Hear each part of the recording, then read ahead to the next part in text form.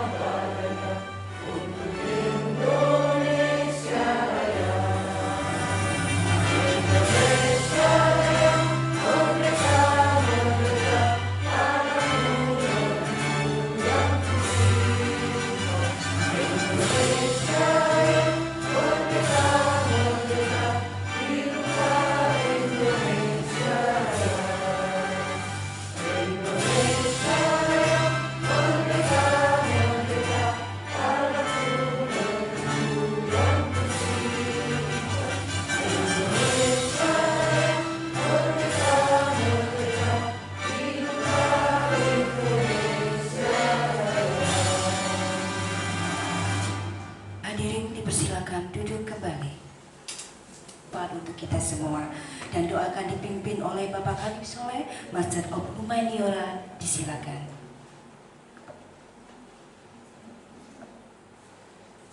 Bismillahirrahmanirrahim. Assalamualaikum warahmatullahi wabarakatuh. Bapak Ibu yang kami hormati, mari kita bersama-sama doa untuk mendapatkan ridho dari Allah kegiatan kita hari ini. A'udzu billahi minasyaitonir rajim. Bismillahirrahmanirrahim. Allahumma shalli ala sayyidina Muhammad sayyidina wal awwalina wal akhirina wa sallim radhiyallahu tabaraka rabbana an kulli sahabati rasulillah ajmain. Alhamdulillahi rabbil alamin. Allahumma hamdan yuwafi ni'amahu wa yukafi mazidah. Ya Rabbana lakal hamdu kama yanbaghi li jalali wajhikal karimi wa 'azimi sultanik. Allahumma inni nas'aluka salamatan fid dinina wa afiyatan fil jasadina wa ziyadatan fil ilmina wa barakatan fil rizqina wa taubatan qabla al maut wa rahmatan indal maut wa maghfiratan ba'dal maut. Allahumma hawwin alaina fi sakaratil maut wa najatan minan nari wal afa indal hisab. Ya Allah ya Rahman, Zat yang Maha Pengasih seluruh alam semesta ini. Ya Allah ya Rahim, Tuhan Maha Penyayang bagi hamba-Hamba yang beriman dan bertakwa kepadamu. Pada pagi ini kami berkumpul di tempat ini dalam rangka pelaksanaan kegiatan penanganan dan pencegahan kekerasan seksual di lingkungan Universitas PGRI Palembang. Maka kami mohon dengan kerendahan hati kepadamu ya Rabb, lancarkan dan ridhoilah kegiatan ini sebagai bentuk ikhtiar kami dalam mengembangkan dan ikut serta membangun bangsa ini dalam bidang pendidikan, tentunya dengan keridhaan-Mu ya Rabb. Ya Allah ya Rahman, melalui kegiatan ini jadikanlah kami semua orang-orang yang pandai bersyukur karena-Mu. Jauhkanlah kami semua dari perbuatan tercela. Jauhkanlah kami semua dari perbuatan yang menjadikan moral bangsa ini tercela, hingga akhirnya hanya ridho dan keridhaan-Mu yang kami harapkan. Ya Allah ya Rahim, jadikan pertemuan ini pertemuan yang membawa keberkahan, pertemuan yang mempereratkan tali silaturahmi kami, hingga pada akhirnya hanya ridho-Mu yang kami harapkan fi dunia wal akhirah. Allahumma ghfir lana dhunubana wa li walidina warhamhuma kama rabbayana shaghira. Rabbana atina fid dunya hasanah wa fil akhirati hasanah wa qina adzabannar. Sallallahu ala sayyidina Muhammadin nabiyyi ummi wa ala alihi wa sahbihi wa barik wa sallim. Walhamdulillahi rabbil alamin. Assalamualaikum warahmatullahi wabarakatuh.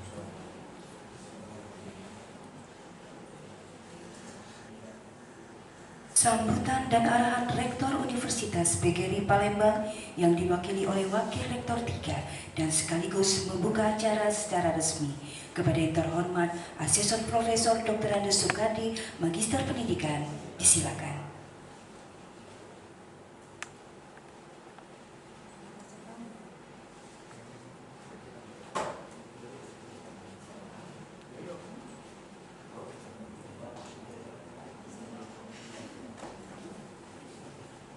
Kurang lama mencet.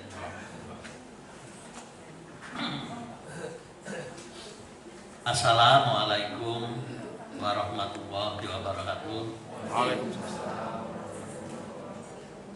Selamat pagi, salam sejahtera untuk kita semua. Yang saya hormati Wakil Rektor 2 Universitas PGRI Palembang, Bapak Asosiat Profesor Dr. Yasir Arafat SE MM CIQER. Yang saya hormati Bapak Kabiro Ortala, Bapak Samanata Nisura SHMH. Yang saya hormati Bapak Ibu Dekan dan Wakil Dekan di lingkungan Universitas PGRI Palembang. Ini ada perwakilan dari FKIP Pak Idris, kemudian dari Fakultas Ekonomi Pak Edward, kemudian dari Fakultas Perikanan dan Kelautan Bu Indah, terima kasih, dan juga Dekan Fakultas Sains dan Teknologi Ibu Dewi, terima kasih, dan juga dari Fakultas Teknik Ibu Ami, Bu Sri, Ami Sri, dan juga yang saya hormati dari Kabiro BP PAM, terima kasih Bu Mis yang sempat hadir, walaupun undangannya baru pagi ini.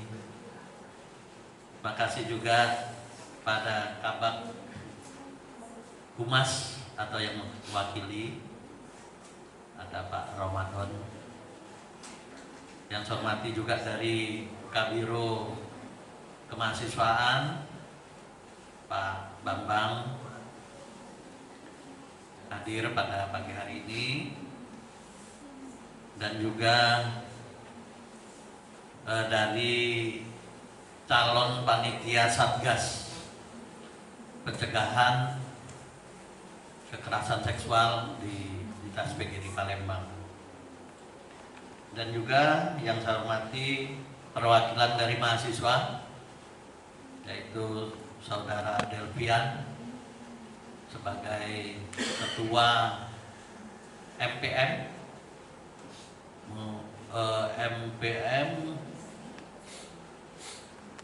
lupa apa? Majelis Permusyawaratan Mahasiswa. Kemudian presmanya masih di perjalanan, terima kasih.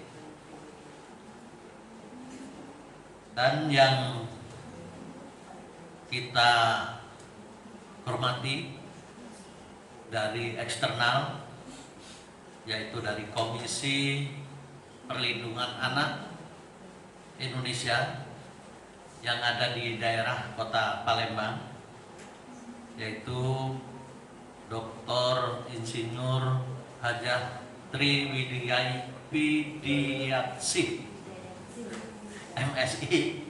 Terima kasih. Ini satu-satunya yang dari eksternal, walaupun dari dalam. Dari luar tapi masih dari dalam. Pertama-tama kita panjatkan puji syukur kehadirat Allah Subhanahu wa taala, di mana pada pagi hari ini kita masih diberikan kesempatan dan juga kesehatan sehingga dapat menghadiri kegiatan calon panitia Satgas pencegahan kekerasan seksual di Universitas PGRI Palembang. Salawat dan salam selalu kita curahkan kepada Nabi besar Sallallahu Alaihi Wasallam beserta keluarga, sahabat dan pengikutnya. Mudah-mudahan nantinya kita pada akhir zaman mendapatkan syafaat dari beliau yang semua itu akan kita harapkan. Kegiatan ini adalah diberi nama uji calon panitia publik pencegahan dan penanganan kekerasan seksual di Universitas PGRI Palembang. Sedangkan dasarnya yang pertama yaitu surat dari Kepala LL Dikti Wilayah 2 nomor 1163 garing LL 2 garing DT 0101 2004 tanggal 28 Februari, yaitu tentang percepatan implementasi kebijakan 3 dosa anti narkoba dan anti korupsi. Kemudian dasar kedua adalah persetujuan Rektor Universitas PGRI Palembang pada tanggal 18 Maret 2004 hal pembentukan panitia uji publik pencegahan dan penanganan kekerasan seksual di Universitas PGRI Palembang. Pesertanya untuk diuji publik ini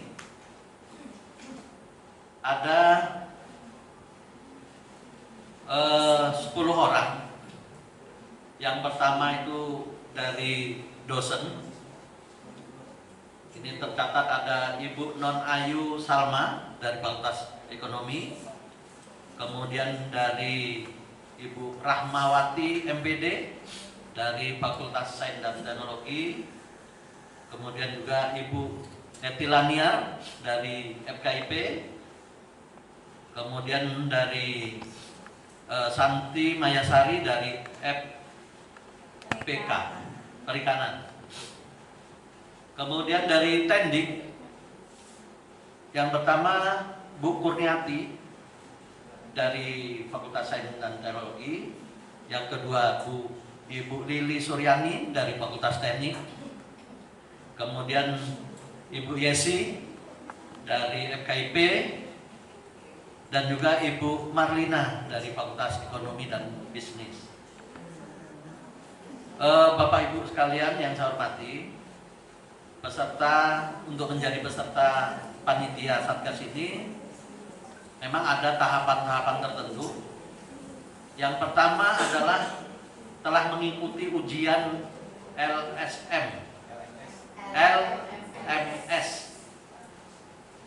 Learning Output.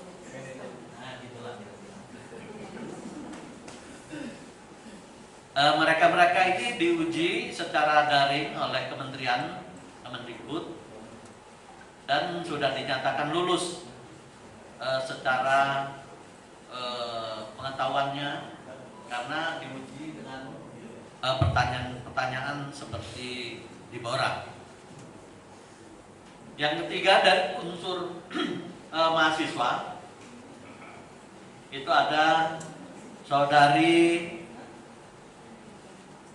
Marhawa Tusakdiah Al Zainabiyah dari Fakultas Perikanan dan Kelautan. Yang kedua Fadilah dari Fakultas Keguruan dan Ilmu Pendidikan. Nah, ketiga unsur dalam panitia Satgas ini memang harus terisi semua. Harus ada unsur dari teknik, dari dosen dan juga mahasiswa. Yang nantinya ke-10 ini, tapi semalam saya sudah dapat WA dari calon ini. Yang pertama ada satu yang tidak bisa mengikuti karena kesehatan yang tidak memungkinkan, sehingga dia absen. Kemudian dari 10 ini direncanakan akan diusulkan di Kementerian Kemendikbud itu antara 3, 5, 7, dan 9. Artinya harus ganti untuk menjadi panitia. Mungkin kalau misalnya ada perdebatan, ada voting, bisa diselesaikan secara bersama. Bapak Ibu sekalian yang saya hormati, dari undangan-undangan ini nanti diharapkan setelah pelaksanaan nanti berlangsung, diharapkan ada dari panitia itu memohon untuk saran-saran apa yang harus diusulkan demi kebaikan daripada panitia Satgas. Artinya dari mahasiswa maupun dari undangan Bapak Ibu sekalian, walaupun nanti bukan menjadi observer, tapi diharapkan masukannya itu sangat berharga sekali untuk kepentingan lembaga kita ini. Kemudian yang selanjutnya dari narasumber atau observer, yang pertama itu dari eksternal, tadi sudah kita singgung bersama, yaitu dari Komisi Perlindungan Anak dari Kota Palembang. Dalam hal ini diwakili oleh sekretarisnya, yaitu Ibu Dr. Insinyur Hajatri Widiatsih, MSI. Yang kedua dari internal, yaitu dari pimpinan perguruan tinggi, akan diwakili oleh Bapak Asot Profesor Dr. Yasir Arafat, SIMM, dan juga perwakilan dari dosen, terutama untuk dosen mata kuliah Pancasila, yaitu Bapak Ramanata di Surya A. Itu yang akan menyeleksi calon Satgas nantinya. Jadi nanti Pak panitia seleksi ya. Kemudian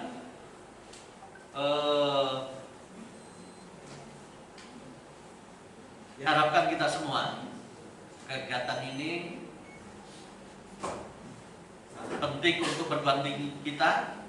Apa yang dipesankan oleh Bapak Rektor, bahwa tujuannya tidak lain adalah untuk menjadi kenyamanan di lingkungan pendidikan PGRI Palembang, para mahasiswanya, para dosennya, dan seluruh staf yang ada di lingkungan Universitas PGRI Palembang itu menjadi aman terhadap anti kekerasan seksual, sehingga setiap nanti ada hal-hal yang mengarah pada kekerasan itu nantinya bisa ditindaklanjuti.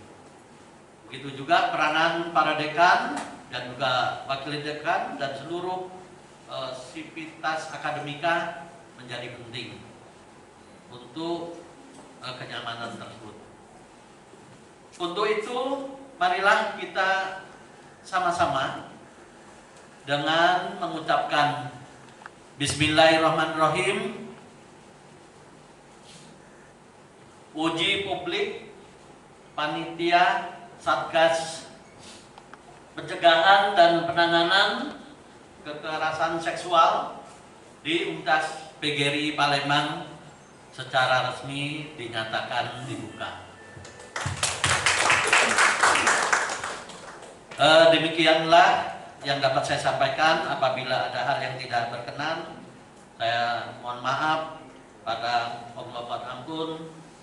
Terima kasih kepada semua pihak yang telah membantu dalam kegiatan ini. Wassalamualaikum warahmatullahi wabarakatuh. 1, 2, 3 Ganjil, Pak. Nah, ganjil bebas. Ganjil ya. Dan semua. Universitas PGRI Palembang melaju dengan mutu, mutu, mutu, mutu, yes.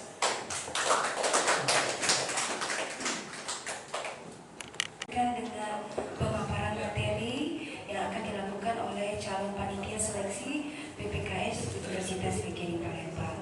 Dipersilakan kepada Bapak Ibu calon panitia seleksi, diawali oleh Ibu Rahmawati MPD, disilakan.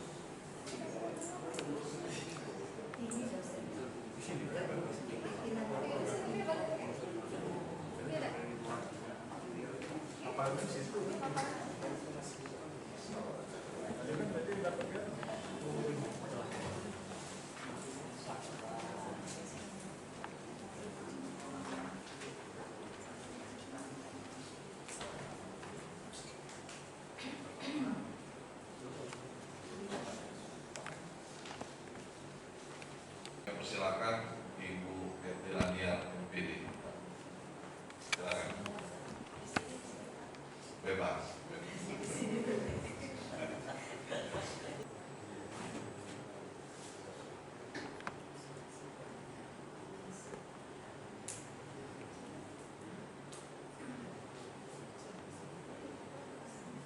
Assalamualaikum warahmatullahi wabarakatuh.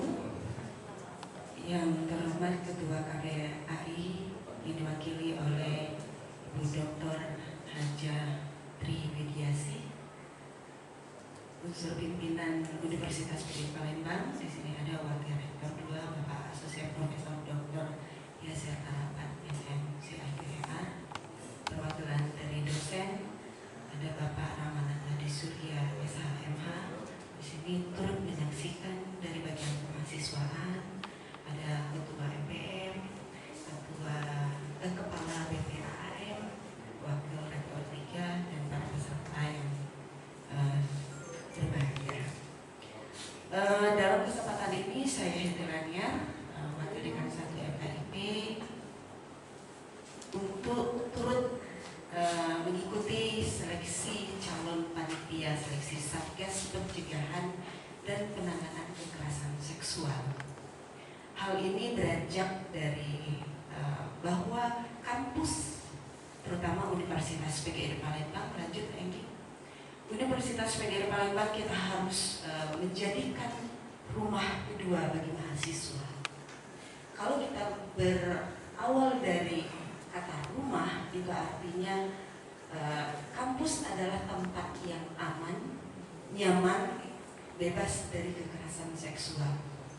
Untuk itu pentingnya adanya Satgas Pencegahan dan Penanganan Kekerasan Seksual ini, karena banyak kampus yang terjadi bahwa adanya kekerasan seksual di lingkungan kampus. Untuk menjaga integritas kampus di depan publik sehingga diredam, dan pada akhirnya mahasiswa tidak merasa nyaman di kampus tersebut. Untuk itu perlu adanya Satgas Pencegahan dan Penanganan Kekerasan Seksual ini untuk membantu mahasiswa kita merasa aman dan nyaman di kampus, terutama Universitas PGRI Palembang. Lanjut. Untuk kekerasan seksual di sini tentunya kita berpegangan pada Undang-Undang Nomor 21 Tahun 2022 tentang adanya kekerasan seksual yang memiliki berbagai bentuk. Di sini bahwa bentuk kekerasan seksual terutama verbal. Yang pertama verbal, artinya ucapan. Ucapan di sini kita artikan seperti melecehkan tampilan fisik. Misalnya kita ketika ada biasanya memang mayoritas pelaku pelecehan seksual itu laki-laki, tetapi tidak menutup kemungkinan pelecehan seksual pelakunya juga ada yang perempuan. Misalnya seorang laki-laki melihat seorang gadis yang body goals, cantik, akhirnya dia mengatakan, wah kamu cantik sekali. Itu pun sudah menjadi salah satu unsur kekerasan seksual verbal. Jadi mulai sekarang hati-hati dengan ucapan, terutama terkait dengan kekerasan seksual ini. Kemudian misalnya ada rekan kita atau teman kita yang badannya pendek, misalnya kecil, hitam, kita bilang ini sudah kecil, dekil, hitam, tidak pakai ambean kan Palembang ya. Nah itu juga sudah termasuk kekerasan seksual verbal, kekerasan verbal. Kemudian non fisik seperti kita memperhatikan yang berkaitan dengan memperlihatkan alat kelamin. Nah, karena kita sudah bersentuhan dengan kekerasan seksual, kita tidak boleh tabu dengan kata-kata seks, di mana seks pasti berkaitan dengan alat kelamin laki-laki maupun perempuan. Kemudian fisik, ini fisik terkadang tidak sadar dilakukan oleh, karena untuk kekerasan seksual ini bisa dilakukan oleh pengelola dan dosen dengan pengelola dan dosen pengelola dengan mahasiswa, mahasiswa dengan mahasiswa. Jadi berbagai bentuk kekerasan seksual, meskipun antara laki-laki dan perempuan, mungkin si laki-laki menganggap itu temannya sehingga dia merangkul teman perempuan dan si perempuan tidak menerima itu, maka itu sudah termasuk kekerasan seksual secara fisik, yaitu menyentuh, memeluk, terlebih lagi mencium, apalagi pemerkosaan. Lanjut, melalui teknologi informasi, kita akan contohnya mengirim pesan bernuansa seksual. Terus terang, kami di EPKIP itu mahasiswa yang paling banyak, dan saya mungkin dianggap sebagai perempuan, jadi sering tempat curhatnya para mahasiswa tentang kekerasan seksual melalui teknologi informasi. Jadi ada mungkin beberapa unsur yang kita mengirimkan pesan yang mungkin mengajak jalan-jalan atau mengajak ketemuan di luar, itu sebenarnya sudah termasuk kekerasan seksual kalau si penerima itu tidak menerima hal tersebut. Nah, untuk mengatasi kekerasan seksual di lingkungan Universitas PGRI Palembang, tentunya kita harus melakukan pencegahan. Bagaimana caranya? Yang pertama, tentunya harus ada sosialisasi ataupun pembelajaran melalui media seminar atau webinar pencegahan dan penanganan kekerasan seksual di perguruan tinggi. Jadi perlunya ada media-media, baik itu seminar, webinar, ataupun leaflet tentang kekerasan seksual ini. Kemudian penguatan tata kelola. Penguatan tata kelola ini membuat kebijakan dan menyusun pedoman pencegahan dan kekerasan seksual.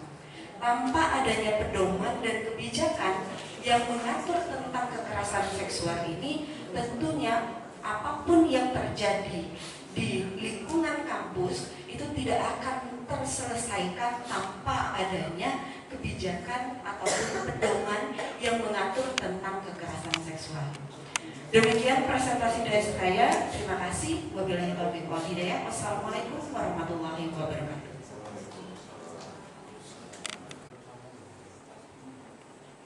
Silakan yang kedua, Bu dosen. Assalamualaikum warahmatullahi wabarakatuh. Terima kasih atas kesempatan yang sudah diberikan. Selamat pagi kepada Ustaz Ibu Dr. Hajar Kriwidian CMPD, Bapak Asus Profesor SKRP, SEMM, dan Bapak Mananta SHMH. Izin pada kesempatan ini kami menyampaikan apa yang jadi pemikiran di benak kami, tentunya setelah kami mempelajari mengenai apa itu pencegahan dan penanganan kekerasan seksual. Intinya adalah kenapa kita bersibuk-sibuk pada akhir-akhir ini dengan masalah kekerasan seksual. Kita ingin adanya kampus merdeka dari kekerasan seksual karena semangat dari Mendikbud dalam kampus merdeka adalah salah satunya adalah merdeka dari kekerasan seksual. Tetapi pernyataan ini sebenarnya kita hargai sebagai pernyataan yang positif, bukan berarti pernyataan yang negatif. Jadi kita selalu berpikiran positif bahwa kampus kita adalah kampus yang memang bebas merdeka dari kekerasan seksual. Ada dua hal di dalam kampus merdeka dari kekerasan seksual ini. Yang pertama adalah pencegahan kekerasan seksual itu terjadi di kampus, dan yang kedua adalah penanganan kekerasan seksual itu sendiri. Next. Kemudian segala sesuatu yang melandasi apa yang akan kita buat, kenapa kami berada di sini, dan kemudian nanti kami akan menjadi, kemungkinan beberapa dari kami akan menjadi panitia satgas, ad hoc satgas pencegahan dan penanganan kekerasan seksual, bahwa kita mempunyai landasan peraturan. Yang pertama adalah di tahun 2015 itu sudah dibuat, tapi di lingkungan satuan pendidikan. Mengingat pentingnya dan mengingat tren yang terjadi akhir-akhir ini dengan berkembangnya media sosial, tidak ada lagi hal-hal yang tidak terbuka, tidak ada lagi informasi yang tidak bisa disampaikan. Maka Kemendikbud juga membuat peraturan yang lebih tinggi dan setara, tetapi lebih mengena pada objek, yaitu di lingkungan perguruan tinggi di tahun 2021. Silakan Pak. Kekerasan seksual kita sudah tahu pengertiannya, tapi seperti yang dikatakan oleh teman yang pertama, Bu Hedrania, bahwa intinya ada beberapa macam kekerasan. Yang pertama verbal, kemudian seperti ujaran, kemudian non fisik, seperti kode-kode melalui mata, melalui memanggil-manggil dengan hal-hal yang tidak tepat. Termasuk ini adalah disabilitas. Jadi kalau di sini kita memang mengatakan pengertian seksual yang kita baca menghina, melecehkan, tetapi ada satu yang harus juga kita pertimbangkan selain daripada komunitas di perguruan tinggi ini sendiri, yaitu kaum disabilitas. Kadang-kadang itu juga terkena pelecehan, kadang-kadang yang mengarah pada pelecehan seksual. Jadi selain verbal, fisik, dan daring melalui komunikasi teknologi informasi, tapi kita harus juga pertimbangkan aspek dari disabilitas seseorang. Next. Nah, karena ada dua hal yang paling penting dalam di perguruan tinggi yang harus kita lakukan segera adalah pencegahan, dan yang kedua adalah penanganan. Yang pertama adalah pencegahan kekerasan seksual di perguruan tinggi. Kita akan melalui tiga tahap sebenarnya. Pertama adalah pembelajaran. Kita masukkan dalam muatan-muatan kita akan bicarakan kepada dosen. Kita masukkan juga dalam RPS, walaupun dalam RPS itu tidak terlalu tersurat, tetapi kita bisa masukkan di dalam mata kuliah tertentu yang bermuatan penanganan dan pencegahan kekerasan seksual. Ini seperti yang sudah disampaikan kemarin tadi, melalui seminar, melalui kuliah umum dan sebagainya. Yang kedua adalah kita harus melakukan penguatan tata kelola. Penguatan tata kelola sudah kita akan lakukan, yaitu melalui hari ini adalah salah satu tujuan dari penguatan tata kelola, di mana kebijakan itu memang diberlakukan. Kita akan ada panitia, kita akan ada satgas. Dan yang ketiga adalah penguatan budaya komunitas mahasiswa pendidik dan tenaga pendidikan. Ketika kita sudah berada di payung hukum yang legal, maka kita akan kuat. Kita akan punya budaya sendiri mengenai, kita akan punya definisi mengenai apa itu pencegahan dan penanganan kekerasan seksual.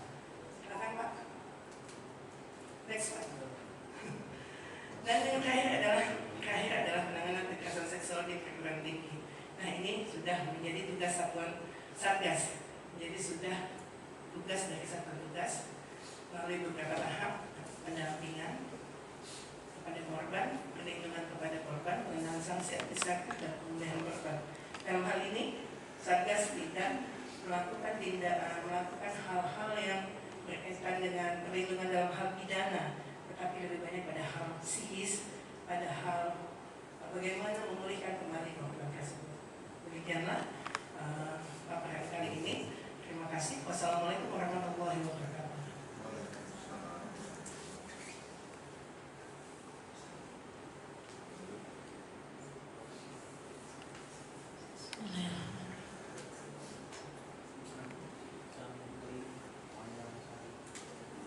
Assalamualaikum warahmatullahi wabarakatuh.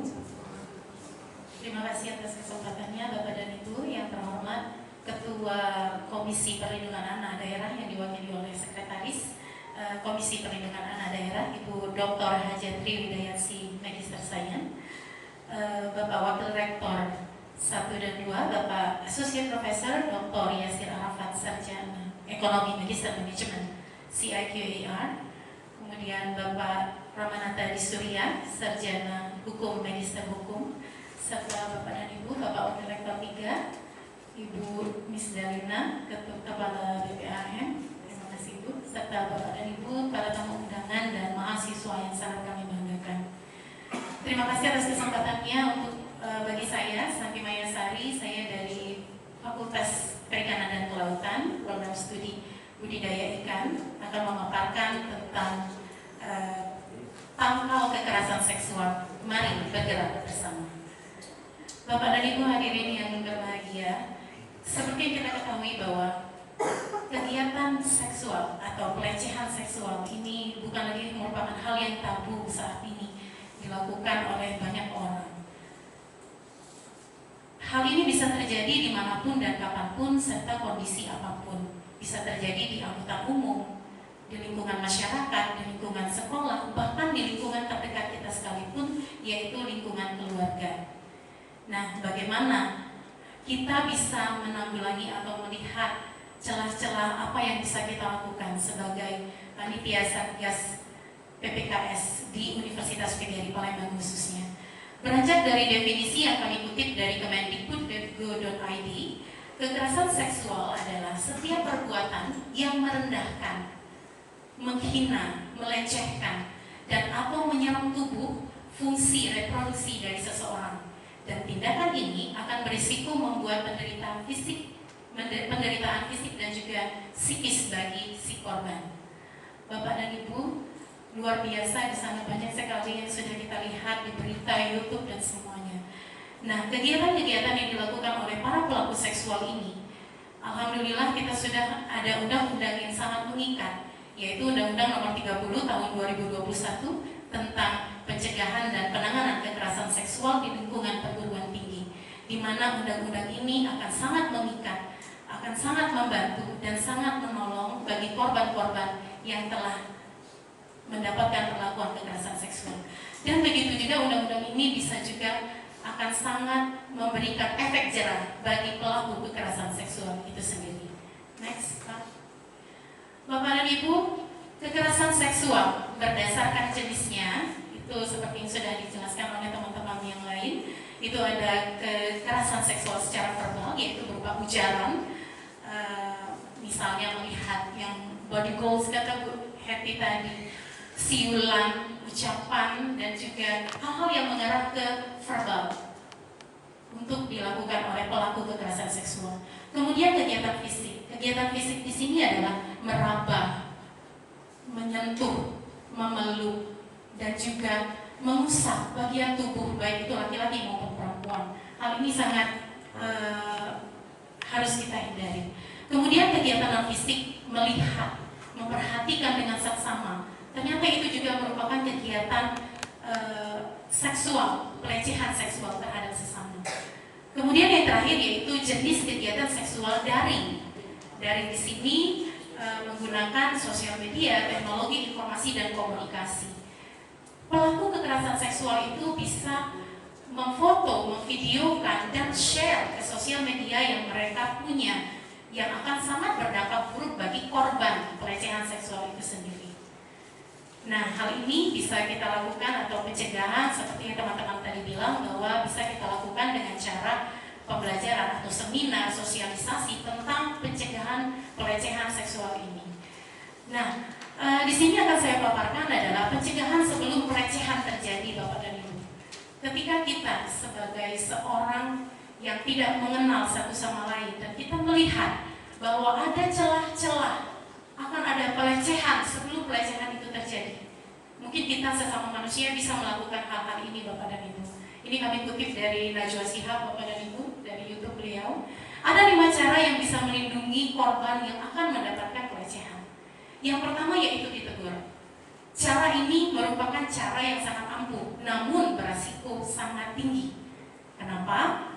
Karena itu bisa, si pelaku bisa saja menyerang balik kepada kita yang menegur secara langsung. Hey, what have you done? Apa yang kamu lakukan? Bisa langsung menegur secara langsung. Namun sangat berisiko, pastikan bahwa kita yakin bahwa pelaku tidak akan menyerang ataupun memberikan reaksi apapun. Kemudian yang kedua, yaitu dialihkan. Ketika pelaku pelecehan seksual akan melakukan tindakan tersebut, kita alihkan perhatiannya dengan cara memberikan pertanyaan, misalnya, permisi, jam berapa sekarang? Sehingga kegiatan pelecehan seksual tersebut dapat dihentikan secara tidak langsung. Kemudian yang ketiga yaitu dilaporkan. Dilaporkan di sini kita bisa meminta bantuan dengan satgas mungkin, atau polisi atau satpam atau security. Mohon izin Bapak, di sana ada seseorang yang berbaju biru atau berwarna orange sedang akan melakukan kegiatan seksual atau pelecehan seksual terhadap korbannya. Mohon bantuannya Bapak untuk ditindaklanjuti atau seperti apa. Kemudian ditenangkan. Ketika kita melihat seorang korban yang sedang baru saja atau mendapatkan pelecehan sedikit, maka kita berusaha untuk menenangkan dengan cara mengajak berkomunikasi dan kita ajak duduk bersama bahwa mohon maaf, permisi, what should we do, apa yang bisa saya lakukan untukmu, seperti itu. Tidak malah menyalahkan. Kemudian bisa direkam Bapak dan Ibu. Kegiatan yang dilakukan oleh pelaku seksual bisa kita rekam sehingga seseorang korban akan memiliki bukti yang kuat untuk tindak lanjut setelah pelecehan yang akan ia dapatkan, sehingga kita bisa memutus rantai pelecehan seksual itu sendiri. Next Bapak. Oke, kalau tadi 5 jenis yang bisa kita lakukan untuk korban pelecehan seksual, maka yang ini adalah penanganan setelah kekerasan seksual itu terjadi. Tidak menutup kemungkinan di kampus-kampus luar sana, bahkan juga di kampus negeri sekalipun sudah terjadi dan juga sudah ditangani dengan baik oleh pemerintah saat ini, Bapak dan Ibu. Nah, penanganan setelah kekerasan seksual ini yang terjadi bisa kita lakukan dengan 2 tahap. Yang pertama yaitu tahap penanganan. Bisa kita lakukan dengan dukungan psikologi awal, yaitu psychological first aid, di mana kita memberikan dukungan, jangan menanyakan kenapa ini bisa terjadi, tidak. Apa yang bisa saya lakukan untukmu? Apa yang bisa kita lakukan untuk menang, seperti itu. Kemudian yang kedua, memberikan kenyamanan pada korban atau safeguard. Jangan menyalahkan atau mengintimidasi korban. Itulah galak pakai baju seksi Gino. Akhirnya cak itu kan. Nah, hal itu yang tidak membuat kenyamanan bagi si korban. Kemudian memberikan bantuan kebutuhan yang mendesak kepada korban. Memberikan bantuan seperti air minum atau seperti apa, atau mengobati luka, cakaran, biasanya seperti itu Bapak dan Ibu yang kami pelajari dan kami buka di YouTube juga. Jadi hal-hal seperti itu luar biasa yang harus kita tangani. Kemudian membangun komunikasi yang empati dengan tidak menyalahkan seperti yang kami sebutkan tadi. kemudian membantu dengan menghubungkan korban dengan Satgas PPKS, sehingga akan ada tindak lanjut yang sangat preventif bagi korban itu sendiri. Kemudian memberikan nasihat atau mengurangi trauma pasca kekerasan seksual. Dari heart to heart, dari hati ke hati kita memberikan. Kenapa Bapak dan Ibu? Karena korban pelecehan seksual cenderung memiliki trauma yang tinggi, yang sulit untuk diobati. Kemudian yang terakhir, mendorong korban untuk berpartisipasi dalam mendapatkan penanganan dan pemulihan. Itulah untuk prinsip penanganan. Kemudian di tahap yang kedua, yaitu tahap penanganan. Yang pertama, Satgas PPKS itu bisa menerima laporan dari si pelapor. Kemudian Satgas akan memeriksa atau mendampingi dan pemulihan terhadap korban pelecehan seksual itu sendiri. Kemudian Satgas juga menyusun dan merekomendasikan kepada pimpinan perguruan tinggi masing-masing ketika kegiatan seksual tersebut terjadi di kampus Indonesia. Kemudian pemulihan di sini adalah pelaksanaan keputusan dari pimpinan perguruan tinggi setelah diadakan penyusunan, perencanaan, dan kemudian hasil keputusan kemudian akan dilaksanakan pelaksanaan keputusan pimpinan perguruan tinggi, atau apakah akan dilaporkan langsung ke pihak yang berwajib atau damai atau seperti apa, nanti kita di perguruan tinggi. Kemudian pencegahan keberulangan dan yakinkan bahwa kegiatan tersebut tidak akan terulang kembali. Next slide, Bapak. Kemudian bantuan bagi korban kekerasan seksual itu sendiri. Mereka wajib mendapatkan bantuan dari kita, Bapak dan Ibu. Anda tidak sendiri. Laporkanlah ke orang terdekat yang Anda percaya bila Anda mengetahui atau mengalami kekerasan seksual. Kemudian janganlah takut untuk membantu karena Anda telah membela hak asasi orang lain. Kemudian yang terakhir, bagi penyintas ataupun yang telah dan pernah mendapatkan pelecehan seksual itu sendiri, you are not alone. Kamu tidak sendiri. Kalian hebat, mari bergerak bersama untuk mencegah pelecehan seksual di perguruan tinggi. Oke. Mungkin itu saja yang bisa saya sampaikan, Bapak dan Ibu. Satu kata untuk korban, you are not alone, it is not your fault. Kamu tidak sendiri dan ini bukan salahmu. Terima kasih, mohon maaf kalau ada kata yang kurang berkenan. Wassalamualaikum warahmatullahi wabarakatuh.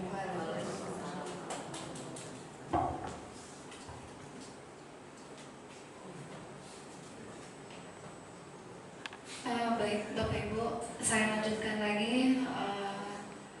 Saya akan mempresentasikan mengenai penanggulangan dan pencegahan kekerasan seksual. Saya ucapkan terima kasih kepada Bapak Ibu observer.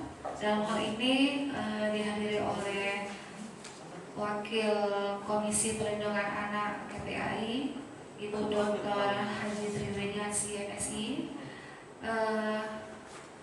kepada Wakil Rektor 1-2 Bapak Asesor Profesor Dr. Yasir Arapat SIMMF CIGA, dan Bapak Ramananta di Suri SA MH, dan juga kepada Ibu Miss Dalina, Pak Sukati, dan unsur dari mahasiswa.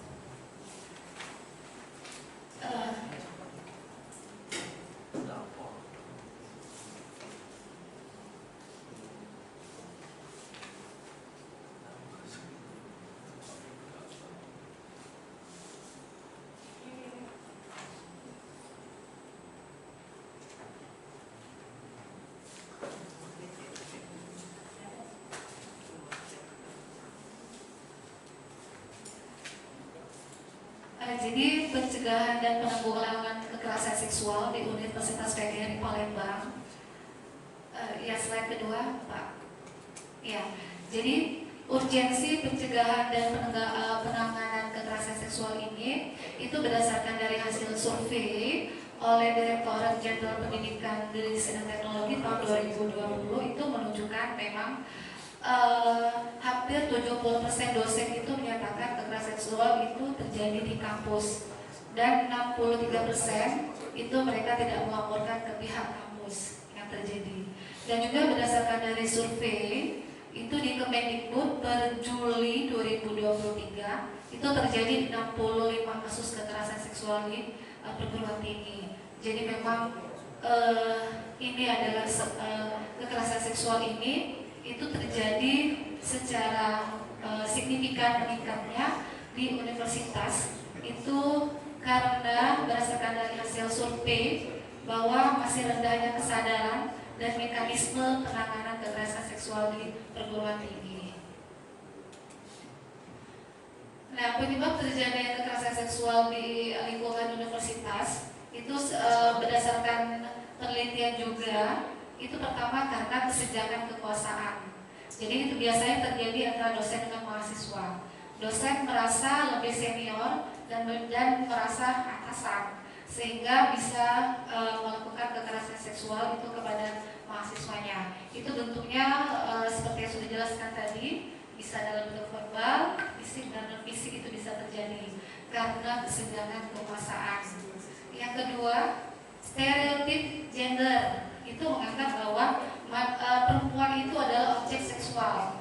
Jadi kalau melihat perempuan itu sudah ada hormonnya itu seolah-olah bahwa perempuan itu adalah objek seksual. Nah, jadi di sini karena kesenjangan tadi sehingga terjadinya lagi turunannya itu menganggap bahwa perempuan itu adalah objek seksual. Terus yang ketiga, kurangnya pendidikan seksual. Jadi kurangnya pemahaman tentang pentingnya hubungan seksual itu kurang diberikan sosialisasi baik kepada mahasiswa maupun dari pihak universitas, dan juga tuntutan akademik yang tinggi. Jadi di sini karena memang tuntutan akademik yang terjadi di perguruan tinggi, mahasiswa itu akan melakukan segala hal agar mereka bisa mencapai akademik yang mereka inginkan. Nah, jadi memang hal-hal seperti ini, kekerasan seksual ini itu cenderung akan terjadi jika memang tuntutan akademiknya itu adalah goal yang akan dilakukan oleh siswa. Nah, jadi di sini semua kemungkinan terjadi kekerasan seksual itu tanpa disadari melalui dari fisik dan non fisik dilakukan oleh mahasiswa itu akan menimbulkan kekerasan seksual di lingkungan perguruan tinggi. Nah, cara mengatasi terjadinya kekerasan seksual itu berdasarkan penelitian juga, Bapak Ibu. Yang pertama itu perbanyak diskusi, kegiatan positif yang menyentuh hak asasi manusia, relasi kuasa, perspektif disabilitas dan anti kekerasan berbasis gender termasuk kekerasan seksual. Nah, itu harus sering dilakukan agar pemangku kepentingan di perguruan tinggi itu memahami bentuk-bentuk kekerasan seksual yang akan terjadi jika pengetahuan tentang seksual ini tidak diberikan. Kedua, sosialisasi mengenai anti kekerasan seksual. Jadi kekerasan seksual itu jangan hanya sampai dilakukan dan berhenti pada korbannya saja. Nah, itu dengan adanya sosialisasi, semua pihak bisa mendukung dan mengatasi terjadinya kekerasan seksual di universitas. Terus membentukkan Satgas Pencegahan Penanganan Seksual. Nah, jadi kalau sudah terbentuknya Satgas Pencegahan dan Penanggulangan Seksual ini nanti, itu semua pihak akan memahami dan mereka akan tahu jika terjadi kekerasan seksual mereka harus melapor kemana. Nah, itu akan disosialisasikan. Terus menerapkan relasi yang sehat antara dosen dengan tenaga pendidik itu dalam kegiatan di dalam perguruan tinggi, baik di dalam kampus maupun di luar kampus. Jadi semua lini yang ada di dalam unsur universitas itu bisa terjadi kekerasan seksual. Nah, ini jangan sampai terjadi secara terus-menerus dan harus diatasi. Jadi yang harus kita lakukan, yang pertama ini, jika kita melihat kekerasan seksual di depan kita, kita jangan diam, ya kita jangan diam ikut seribu bahasa kepada orang lain yang diam. Kita harus melakukan sesuatu yang ada terjadinya kekerasan seksual di depan kita, karena itu adalah salah satu tindakan lanjut agar kekerasan seksual ini tidak terjadi secara lanjut di perguruan kita. Ya, mungkin itu saja Bapak Ibu. Terima kasih atas waktunya. Saya ucapkan Assalamualaikum warahmatullahi wabarakatuh.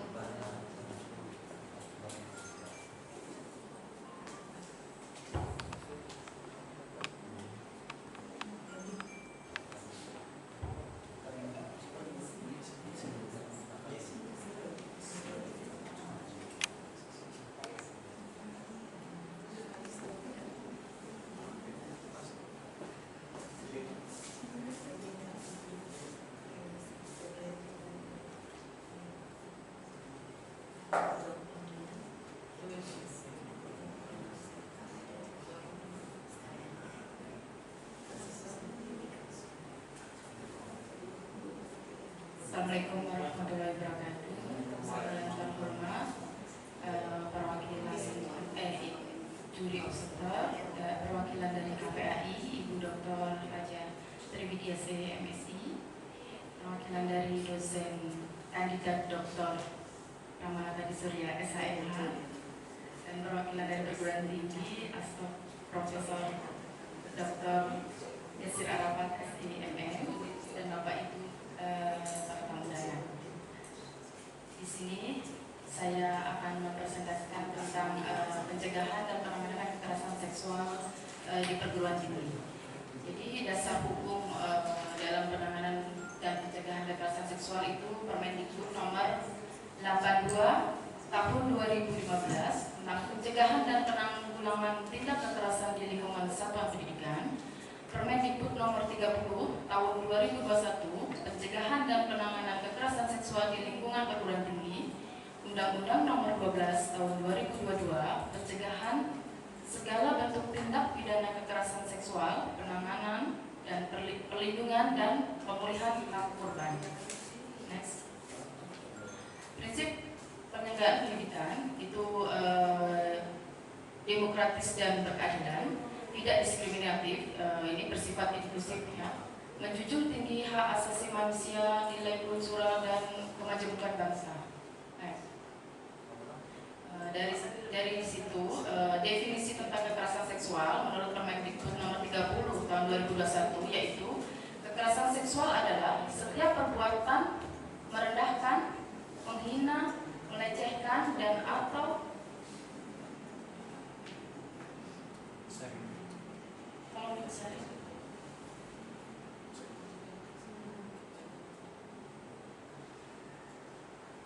menyerang tubuh dan atau fungsi reproduksi seseorang karena ketimpangan relasi kuasa dan atau gender yang berakibat atau dapat berakibat penderitaan psikis dan atau fisik termasuk yang mengganggu kesehatan reproduksi seseorang dan hilang kesempatan melaksanakan pendidikan tinggi dengan aman dan optimal. Next. Untuk cakupan kekerasan seksual dalam lingkungan perguruan tinggi itu ada menindaklanjuti kekerasan seksual berdasarkan laporan itu ada kekerasan fisik, kekerasan psikis, kekerasan verbal dan kekerasan cyber melalui teknologi. Sama seperti teman-teman yang dipaparkan tadi. Next. Ini ada beberapa jenis kekerasan seksual menurut Permendikbud nomor 30 tahun 2021 dengan pasal 5. Antara lain menyampaikan ujaran yang diskriminatif atau melecehkan tampilan fisik, kondisi fisik dan atau identitas gender korban, memperlihatkan alat kelaminnya dengan sengaja tanpa persetujuan korban, menyampaikan ucapan yang memuat rayuan, lelucon dan atau siulan yang bernuansa seksual pada korban, menatap korban dengan nuansa seksual dan atau tidak nyaman, mengirimkan pesan, lelucon, gambar, foto, audio dan atau video bernuansa seksual kepada korban meskipun sudah dilarang korban. Yang keenam, mengambil, merekam dan atau mengedarkan foto. Dan yang terakhir itu ada pengenaan sanksi administratif. Sanksi itu antara lain teguran tertulis, pernyataan dan permohonan maaf ataupun pemberhentian sementara, ataupun juga ada yang terakhir itu pemberhentian tetap. Terima kasih, itulah paparan dari saya. Wassalamualaikum warahmatullahi wabarakatuh.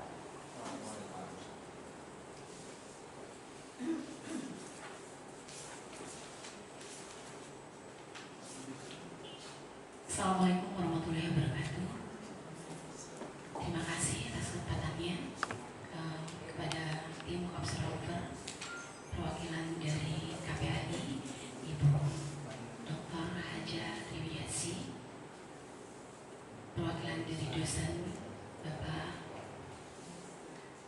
Ramadan di Surya, sarjana hukum, magister hukum, perwakilan dari unsur pimpinan Bapak Asosiat Profesor Dr. Yasir Arafat, sarjana ekonomi, magister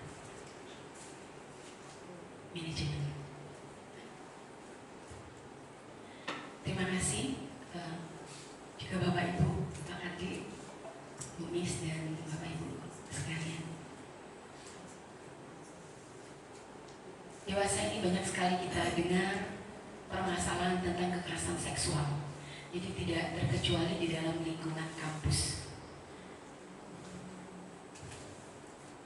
Seperti kita ketahui bersama bahwa kekerasan seksual adalah setiap perbuatan merendahkan, menghina, melecehkan dan atau menyerang tubuh atau fungsi reproduksi seseorang karena ketimpangan relasi kuasa atau gender yang berakibat atau dapat berakibat penderitaan psikis atau non psikis, termasuk yang mengganggu kesehatan reproduksi seseorang dan hilang kesempatan melaksanakan pendidikan dengan aman dan optimal.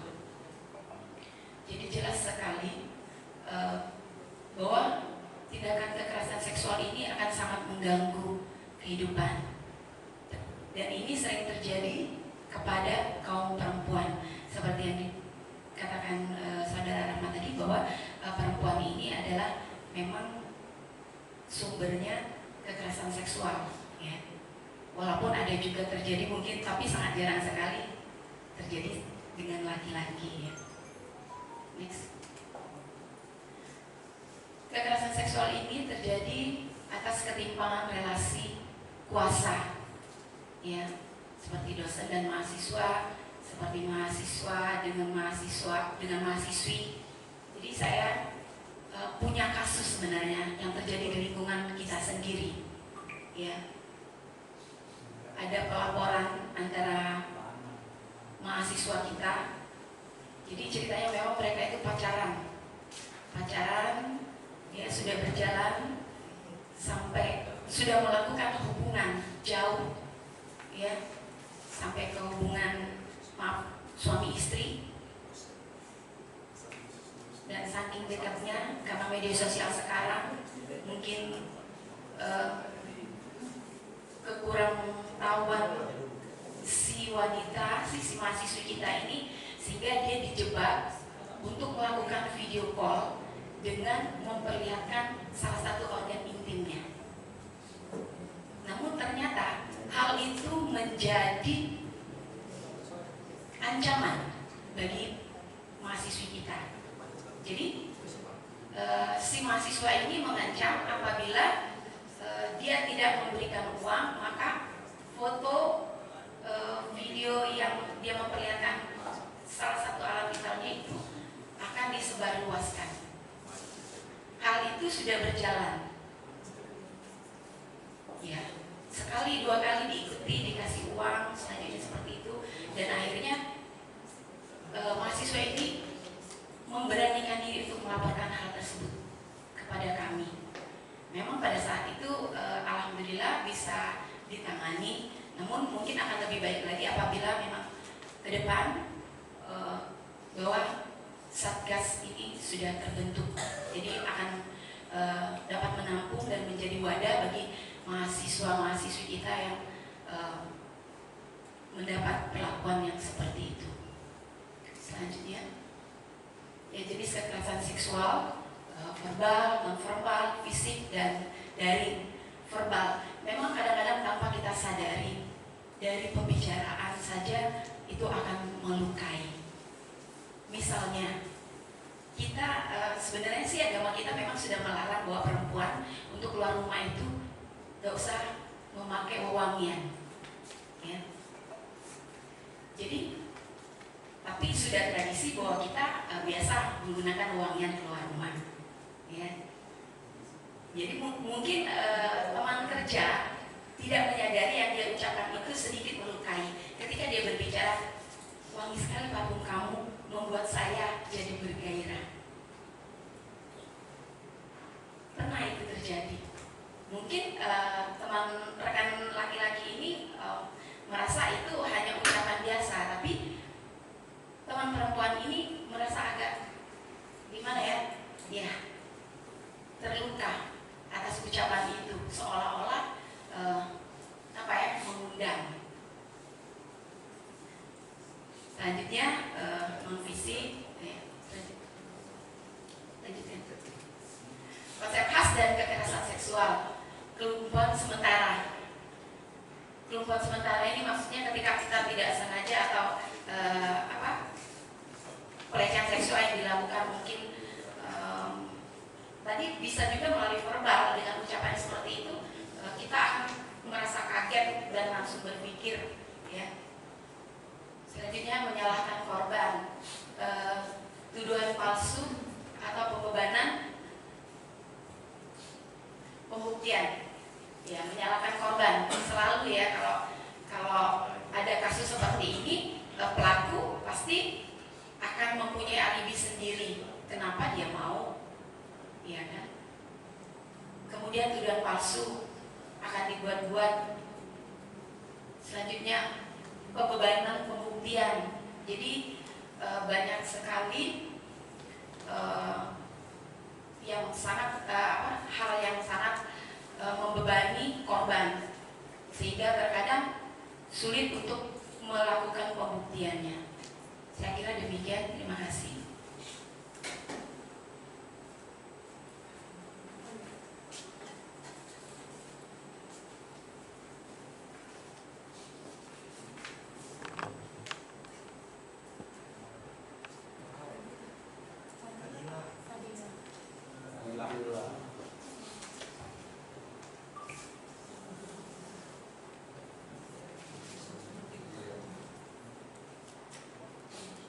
Assalamualaikum warahmatullahi wabarakatuh. Yang terhormat Bapak Ibu Observer yang mewakili, yaitu Ibu dari Komisi Perlindungan Anak dan Bapak Ibu pimpinan dari Universitas PGRI Palembang. Izinkan Fadila untuk memaparkan materi mengenai pencegahan kekerasan seksual di lingkungan kampus. Baiklah, sama seperti yang dijelaskan oleh Bapak Ibu dosen sebelumnya, bahwa kekerasan seksual adalah setiap perbuatan merendahkan, menghina, melecehkan, dan atau menyerang tubuh dan atau fungsi reproduksi seseorang karena ketimpangan relasi kuasa atau gender yang berakibat atau dapat berakibat penderitaan psikis atau fisik, termasuk yang mengganggu kesehatan reproduksi seseorang dan hilang kesempatan melaksanakan pendidikan tinggi dengan aman dan optimal. Untuk pencegahan kekerasan seksual itu meliputi aspek mahasiswa, dosen, dan tenaga pendidikan maupun pengelola perguruan tinggi.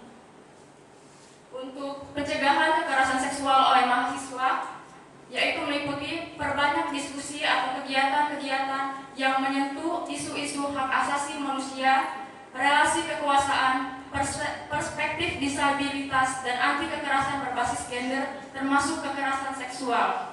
Yang kedua yaitu ikuti sosialisasi di kampus mengenai langkah-langkah anti kekerasan seksual. Yang ketiga, cari tahu tentang satuan tugas pencegahan dan penanganan kekerasan seksual di perguruan tinggi. Yang keempat, terapkan hubungan yang sehat dengan dosen dan tenaga kependidikan dalam pelaksanaan tridharma perguruan tinggi, baik di dalam maupun luar kampus. Kemudian, pencegahan kekerasan seksual oleh dosen dan tenaga kependidikan. Yang pertama yaitu perbanyak diskusi atau kegiatan-kegiatan positif yang menyentuh isu-isu hak asasi manusia, relasi kekuasaan, perspektif disabilitas, dan anti kekerasan berbasis gender, termasuk kekerasan seksual, serta mendorong kolaborasi antara dosen, tenaga pendidikan, dan mahasiswa dalam penyelenggaraan diskusi tersebut. Yang kedua, perbanyak sosialisasi dan pelatihan di kampus mengenai langkah-langkah anti kekerasan seksual. Yang ketiga, perkenalkan satuan tugas yang memiliki fungsi pencegahan dan penanganan kekerasan seksual pada siswa atau saat orientasi mahasiswa baru dan pada perkenalan mata kuliah di awal setiap semester. Yang keempat, terapkan hubungan yang sehat dan setara dengan mahasiswa dan sesama dosen atau tenaga kependidikan dalam pelaksanaan tridharma perguruan tinggi, baik di dalam maupun luar kampus. Kemudian, pengelola perguruan tinggi.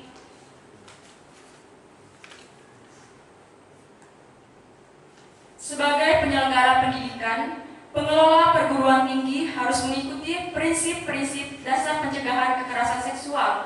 Prinsip-prinsip tersebut yaitu yang pertama, kepentingan terbaik bagi mahasiswa, dosen, dan tenaga kependidikan. Hal ini meliputi menyediakan sarana dan prasarana pendidikan termasuk infrastruktur penerangan atau tata ruang kampus yang aman bagi setiap warganya. Lalu, tersedianya mekanisme pengaduan atau pelaporan yang aman bagi orang yang mengalami atau mengetahui adanya kekerasan seksual saat pelaksanaan tridharma perguruan tinggi di dalam atau di luar kampus. Yang ketiga, layanan atau kanal pelaporan kekerasan seksual tersosialisasi di seluruh mahasiswa, dosen, tenaga pendidikan, dan pekerja di kampus. Yang kedua, keadilan dan kesetaraan gender. Hal ini meliputi menyediakan sebanyak mungkin mata kuliah yang berspektif keadilan dan kesetaraan gender. Yang kedua, menangani laporan kekerasan seksual yang empati dan sensitif terhadap kemungkinan adanya persoalan ketimpangan hubungan kekuasaan atau gender. Yang ketiga, mengenai kesetaraan hak dan aksesibilitas bagi penyandang disabilitas. Hal ini meliputi menyediakan mata kuliah atau seminar bertemakan hukum dan perspektif disabilitas. Yang kedua, layanan atau kanal pelaporan kekerasan seksual tersosialisasi ke seluruh mahasiswa, dosen, tenaga pendidikan, dan pekerja yang menyandang disabilitas di kampus. Yang keempat, akuntabilitas. Hal ini meliputi mengkomunikasikan langkah-langkah perguruan tinggi dalam proses pembuatan keputusan atas setiap laporan kekerasan seksual yang diterimanya ke warga kampus. Kemudian yang kelima, mandiri. Hal ini meliputi perguruan tinggi bertindak profesional atau tidak terpengaruh oleh konflik kepentingan, penilaian subjektif, perilaku favoritisme, dan gratifikasi dalam setiap penanganan laporan kekerasan seksual. Lalu, menyediakan tugas kampus yang berkolaborasi dengan komunitas pendamping korban kekerasan di dalam maupun di luar kampus. Yang ketiga, menyediakan perlindungan bagi korban dan pendamping korban berbagai intimidasi seperti ancaman nilai, DO, putusnya beasiswa, kriminalisasi, pemecatan atau turun jabatan, dan lain sebagainya. Keenam, prinsip kehati-hatian. Hal ini meliputi penerima laporan kekerasan seksual, terutama Satgas Kampus, menjamin identitas pihak yang terkait langsung dengan laporan. Yang kedua, keamanan korban, saksi, atau pelapor kekerasan seksual menjadi prioritas Satgas Kampus dalam penanganan kasus. Yang ketujuh, prinsip konsisten. Hal ini meliputi jajaran pemimpin, dosen, dan tenaga kependidikan perguruan tinggi menerima peningkatan kapasitas secara berkala mengenai pemberian pelayanan dan penyelenggaraan pendidikan yang adil dan mudah diakses oleh penyandang disabilitas. Yang kedua, mengadakan sosialisasi rutin mengenai pencegahan dan penanganan kekerasan seksual di kampus yang berspektif kesetaraan gender sejak penerimaan mahasiswa baru. Yang terakhir yaitu prinsip jaminan ketidakberulangan. Hal ini meliputi memberikan sanksi yang tegas kepada setiap pelaku kekerasan seksual dan melakukan langkah-langkah peningkatan keamanan kampus dari kekerasan seksual untuk mencegah keberulangan. Yang kedua, memfasilitasi penyelenggaraan program pencegahan dan penanganan kekerasan seksual di kampus oleh dosen dan tenaga pendidikan serta komunitas atau organisasi mahasiswa atau sekelompok pendamping korban kekerasan satuan di kampus. Yang terakhir, melakukan evaluasi secara berkala sebagai dasar rencana pengembangan program pencegahan dan penanganan kekerasan seksual yang dilakukan di lingkungan kampus. Sekedar sharing bahwa Fadila adalah mahasiswi program studi pendidikan matematika yang sekarang sedang mengikuti program kampus mengajar angkatan 7. Nah, di program kampus angkatan 7 ini kami membuat program kerja yaitu sosialisasi 3 dosa besar pendidikan. 3 dosa besar pendidikan itu meliputi intoleransi, perundungan, dan salah satunya adalah kekerasan seksual. Demikianlah pemaparan dari Fadila. Terima kasih, mohon maaf apabila ada salah kata. Kepada Allah, Fadila memohon ampun. Terima kasih. Wabillahi taufik wal hidayah. Wassalamualaikum warahmatullahi wabarakatuh.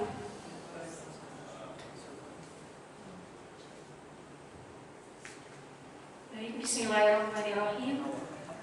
Assalamualaikum warahmatullahi wabarakatuh. Sebelumnya, perkenalkan, saya Muhammad Zakia Al-Zainabia. Saya merupakan mahasiswa dari Fakultas Perikanan dan Kelautan. Sebelumnya, saya ingin mengucapkan terima kasih kepada Bapak Ibu Observer, yaitu kepada Komisi Perlindungan Anak, Ibu Haji Tri Widayati, MSI, kemudian juga kepada perwakilan dosen, Bapak Ramanata Dwi Surya, SHMH, dan juga kepada Bapak Wakil Rektor 1, yaitu Bapak Asosiat Profesor Dr. Yasir Arafat, SEMM, dan juga Ibu Dr. Misdalina, MPD, juga kepada Bapak Wakil Rektor 3, Bapak Asosiat Profesor Dr. Sukardi. Baik, di sini saya ingin mempresentasikan mengenai pencegahan kekerasan seksual di lingkungan kampus yang sebelumnya juga sudah dijelaskan oleh para ibu-ibu dosen. Baik, adapun pengertian dari kekerasan seksual itu merupakan setiap perbuatan yang merendahkan, menghina, melecehkan atau bahkan menyerang tubuh sampai ke fungsi reproduksi seseorang. Hal ini juga dikarenakan ketimpangan relasi, kuasa atau gender yang dapat berakibat penderitaan psikis dan juga fisik, termasuk yang mengganggu kesehatan dan reproduksi seseorang, sehingga dalam kesempatan seorang itu dalam melaksanakan pendidikan dengan aman dan juga optimal. Apa itu ketimpangan relasi, kuasa atau gender? Ketimpangan relasi atau kuasa gender itu ialah sebuah keadaan terlapor yang menyalahgunakan sumber daya pengetahuan, ekonomi, penerimaan masyarakat, atau status sosial untuk mengendalikan korban. Seperti contohnya itu dosen kepada mahasiswa, senior kepada junior, atau mahasiswa kepada dengan mahasiswi. Baik, kemudian untuk jenis-jenis kekerasan seksual itu di sini terdapat digolongkan menjadi beberapa kekerasan seksual yang dapat dilakukan. Yang pertama itu secara verbal, kemudian bisa dilakukan juga secara non fisik seperti yang sudah dijelaskan oleh ibu-ibu dosen sebelumnya. Tidak hanya melalui fisik, juga bisa melalui non fisik yang dimana ucapan seseorang yang menghina orang lain dalam tanda kutip untuk memuji seseorang, tetapi padahal hal tersebut itu dapat melukai hati orang yang mendengarnya. Dan kemudian itu terakhir itu bisa melalui daring atau seperti teknologi informasi dan komunikasi. Dan kasus ini yang sering kali ditemukan pada masa sekarang, yang dimana kekerasan seksual itu tidak hanya melalui secara langsung, tetapi juga bisa dilakukan secara daring.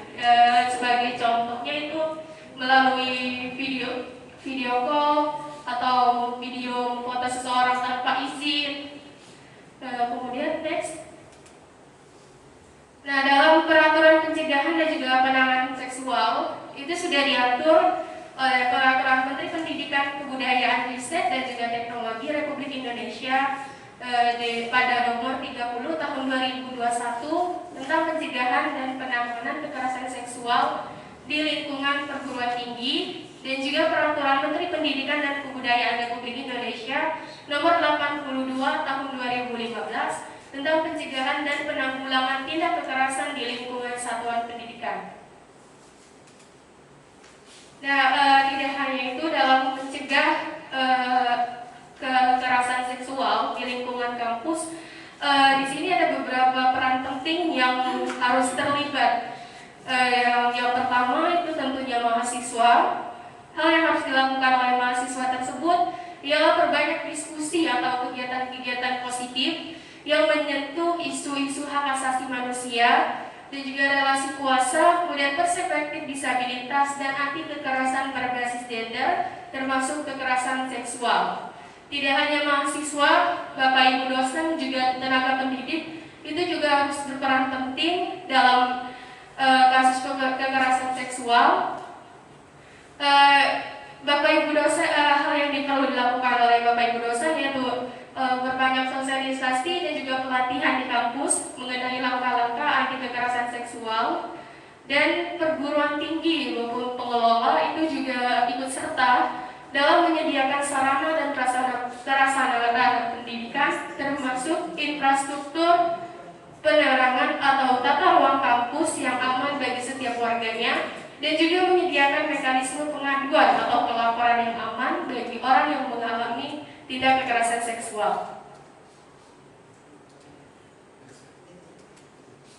Oke, baik, dan ini prinsip penanganan dalam merespon aduan kekerasan seksual.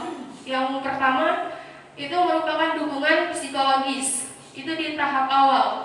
Kenapa harus diadakannya dukungan psikologis? Karena kebanyakan para korban itu yang terkena kasus kekerasan seksual ini akan psikologisnya itu terganggu, sehingga membuat korban merasa takut, merasa tidak aman, baik itu di rumah, di kampus maupun dimanapun.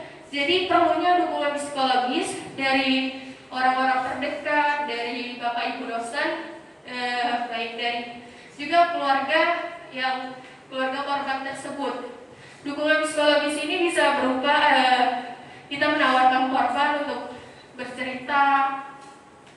Kemudian ada juga safe guard, yaitu melindungi dan mengamankan korban dari bahaya, resiko, dan juga menawarkan upaya perlindungan. Kemudian prinsip selanjutnya yaitu memberikan kebutuhan mendesak korban pasca mengalami kekerasan seksual. Itu seperti kita menawarkan minum, kemudian ketika korban mengalami luka-luka kita menawarkan untuk perawatan luka, dan juga mengajak korban ke tempat yang aman. Dan yang selanjutnya itu mengurangi perasaan tidak nyaman korban dengan membangun komunikasi yang empatik dan tidak menyalahkan korban. Karena kebanyakan pada masa sekarang itu tindak kekerasan seksual korban selalu disalahkan. Semisal disalahkan karena kamu terlalu memakai pakaian ketat, karena kamu terlalu sering bergaul dengan laki-laki. Hal itu kebanyakan terjadi pada kasus kekerasan seksual. Dan kemudian selanjutnya itu menghubungkan korban dengan lingkungan sosial terdekat dan bermakna, serta lembaga layanan yang bisa memberikan bantuan. Kemudian memberikan informasi pada korban mengenai apa yang terjadi dan juga memvalidasi reaksi korban dengan menyatakan bahwa reaksi yang mereka lakukan adalah hal yang wajar. Dan yang terakhir itu kita mendorong korban untuk berpartisipasi dalam proses pemulihan pasca trauma dengan memberikan informasi apa saja yang dapat dilakukan oleh korban untuk mendapatkan penanganan dan juga pemulihan. Baik, sekian dari saya. Terima kasih. Wassalamualaikum warahmatullahi wabarakatuh.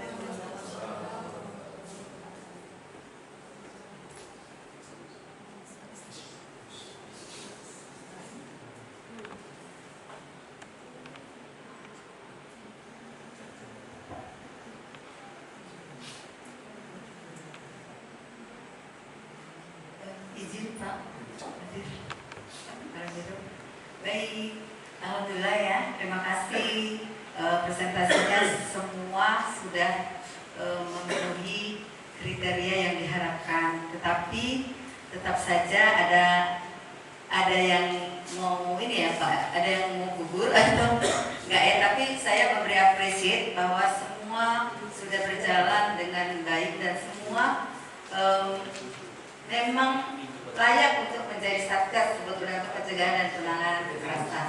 Tapi ada beberapa hal yang mungkin akan saya sampaikan seandainya Bapak Ibu semua ini nanti menjadi panitia satgas. Sekali lagi alhamdulillah karena pencegahan dan penanganan kekerasan seksual dan anggotanya di sini semua wanita yang insya Allah sudah memenuhi ada kriteria penilaian untuk kelayakan menjadi satgas. Nah, sudah perempuan ini insya Allah tidak melakukan kekerasan seksual, tidak pernah menjadi trendsetter untuk hal tersebut, tetapi mungkin saksi atau pernah mendampingi itu memang sangat diharapkan sebagai pengalaman bagi Bapak Ibu-Ibu sekalian. Nah, kemudian dari semuanya benang merahnya adalah bahwa Satgas kekerasan penanganan dan pencegahan kekerasan seksual itu dipentingkan di perguruan tinggi. Dari banyak kasus, saya ini dulu deh dari Komisi Perlindungan Anak Kota Palembang. Walaupun anak, tetapi itu menurut Undang-Undang Nomor 35 Tahun 2014 tentang Perlindungan Anak, bahwa setiap person yang berumur kurang dari 1 hari 18 tahun itu masih termasuk anak-anak. Jadi mahasiswa kita tentu saja banyak yang masih ada yang masih anak-anak, mungkin semester 1, 2 itu masih ada yang belum 18. Nah, dari laporan yang melapor ke Komisi Perlindungan Anak Kota Palembang, untuk kekerasan seksual itu persentasenya tidak tinggi, tetapi tanda tanyanya itu apakah karena memang tidak ada kasus atau sedikit kasusnya, ataukah karena tidak adanya yang melapor. Mungkin karena malu dan sebagainya. Nah itu memang sedang dikaji, dievaluasi, karena banyak kalau kami dari Komisi Perlindungan Anak itu memang harus turun mencari data tentang hal-hal yang bersentuhan dengan kekerasan pada anak, dan ini saya tentu saja ini sehubungan dengan orang dewasa juga, artinya bersinergi dengan orang dewasa yang termasuklah mahasiswa. Nah, kalau tidak melapor itu mungkin nanti sebagai panitia satgas perlu mensosialisasikan bahwa hal-hal tersebut perlu dilaporkan untuk kelangsungan studi, kemudian untuk kecerahan masa depan mereka dan seterusnya. Sebetulnya berbicara tentang kekerasan seksual ini, saya ketika melakukan sosialisasi itu sangat berhati-hati terhadap anak-anak. Takutnya menjadi bumerang, karena apa yang saya sampaikan itu lebih baik kalau saya dari hati ke hati daripada saya menayangkan film atau foto-foto. Itu saya lebih takut. Percaya atau tidak percaya, saya selalu merinding kalau berbicara tentang kekerasan seksual, karena saya takut kata demi kata saya itu ada yang nanti menyebabkan memantik hal tersebut akan terjadi. Jadi itu untuk kekerasan seksual memang sudah direnungkan, kemudian didiskusikan apa yang harus disampaikan.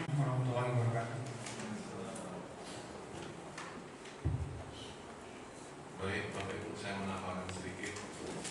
Kalau paling panjang mungkin nanti berapa lama? Panjang.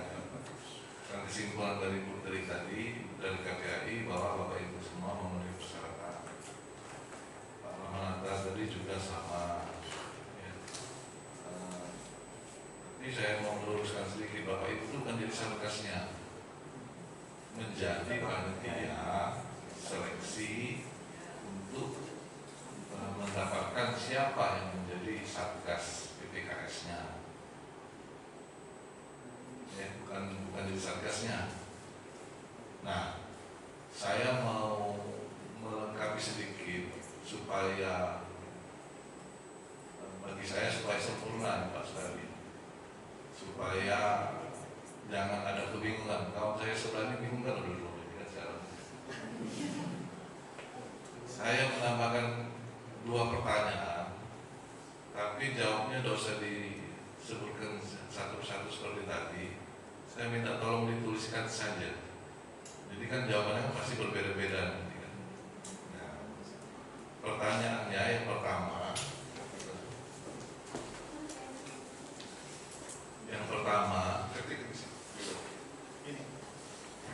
nanti jawabannya silakan menurut ibu-ibu masing-masing ya. Tentunya jawabannya pasti berbeda-beda nanti kan. Yang pertama, menurut pendapat saudara, kenapa diperlukan adanya pencegahan dan penanganan kekerasan seksual? Menurut pendapat saudara, kenapa harus ada pencegahan dan penanganan kekerasan seksual? Nanti jawabnya silakan masing-masing. Yang kedua, ini yang paling penting, karena Bapak Ibu akan jadi, ibu-ibu semua akan menjadi panitia seleksi mencari satgasnya. Kira-kira menurut ibu-ibu dan saudara mahasiswa, kriteria yang bagaimana yang layak untuk menjadi satgas PPKS? Orang atau yang SDM yang bagaimana kriterianya yang layak untuk menjadi satgas PPKS? Itu saja, 2 saja untuk tambahan menyempurnakan. Silakan Bapak Ibu jawab, dosa yang panjang. Nanti kalau sudah kasih tahu dan baru nanti disampaikan masing-masing melengkapi.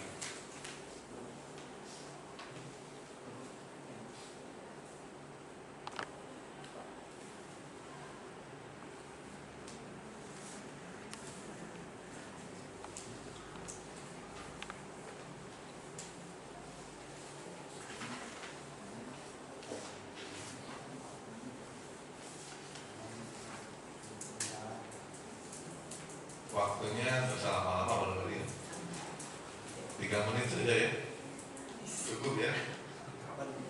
Dari sekarang, 3 menit dari sekarang.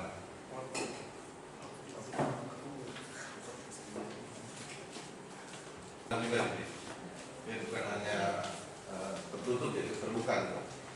Silakan dibacakan berulang kali dari itu.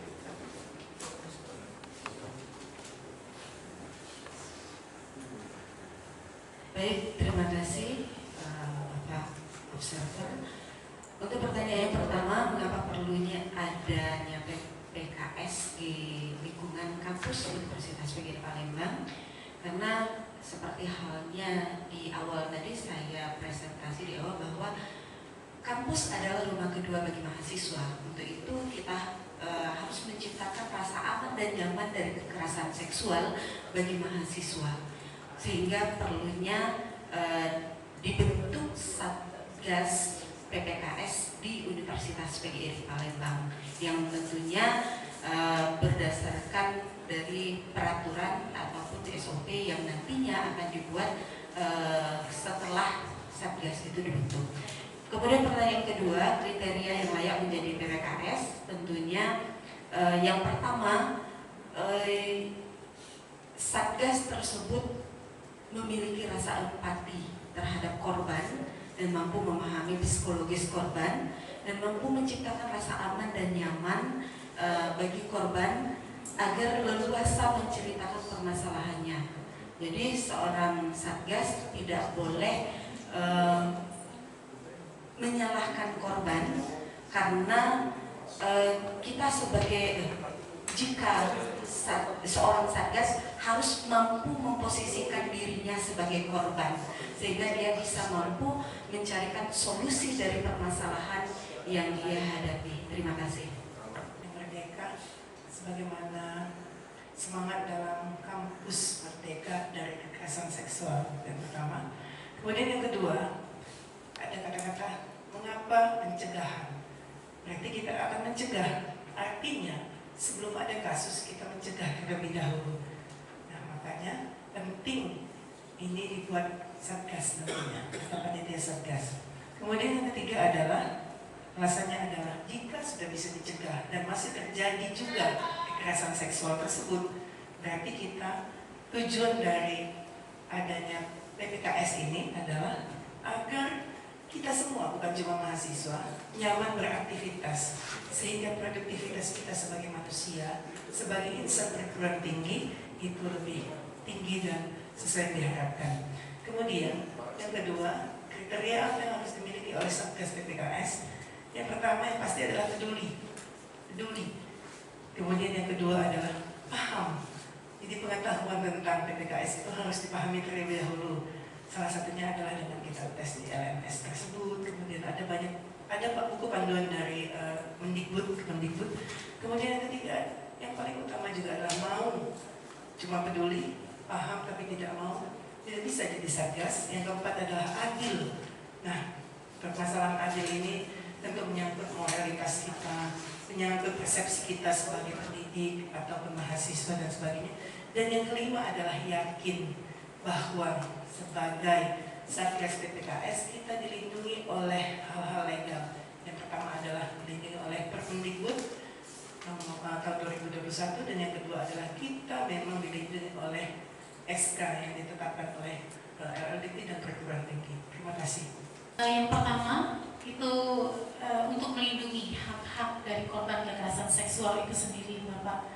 Kemudian mengobati trauma pasca kekerasan seksual yang dilakukan oleh pelaku terhadap korban. Kemudian yang ketiga, bisa memberikan efek jerah bagi pelaku kekerasan seksual dengan mengusung undang-undang yang telah ditetapkan oleh pemerintah. Kemudian memotong rantai agar tidak terjadinya berulang kembali dan terus-menerus korban yang banyak mengalami kekerasan seksual itu sendiri. Kemudian menjawab pertanyaan yang kedua, Bapak, kriteria yang bagaimana yang layak untuk menjadi satgas?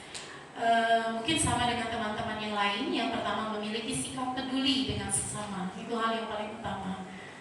Kemudian responsif terhadap lingkungan, jadi tidak membiarkan apa yang terjadi di depan mata kita.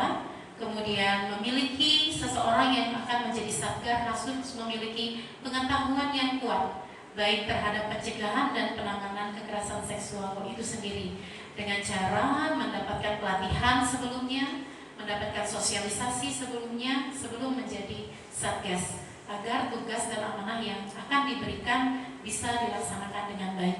Dan yang terakhir, harus bersikap objektif. Harus betul-betul bersikap objektif, artinya tidak memandang ini dan itu, sesuai dengan laporan dan juga hasil penyelidikan dari tim Satgas. Mungkin itu saja dari saya, Bapak. Terima kasih. Wassalamualaikum warahmatullahi wabarakatuh. Baik Bapak, saya akan mencoba menjawab. Terima kasih atas waktunya.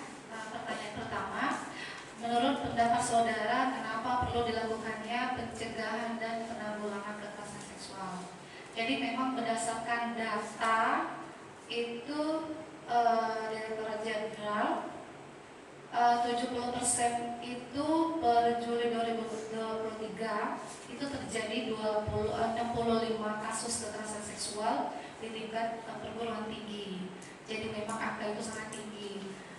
Karena alasan itu perlu adanya dilakukan pencegahan dan penanganan seksual. Untuk pertanyaan kedua, kriteria yang bagaimana yang layak dijadikan satgas PPKS. Yang pertama itu yang penting sekali memang peduli terhadap lingkungan. Jadi setiap apapun yang terjadi di depan mata kita tentang kekerasan seksual, sebelum terjadi kekerasan itu kita harus peka.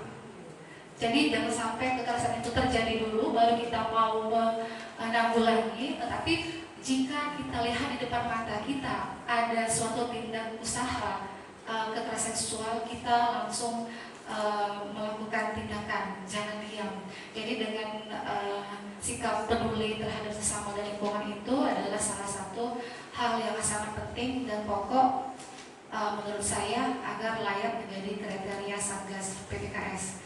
Menurut saya mungkin itu saja. Terima kasih Bapak Ibu semua.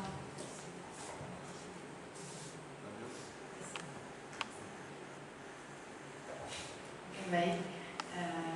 Langsung saja Pak Yasir, saya akan menjawab mengapa diperlukan pencegahan kekerasan seksual. Ini dikarenakan untuk mengurangi dampak yang akan ditimbulkan dari kekerasan tersebut, Bapak. Dan dampak dari kekerasan itu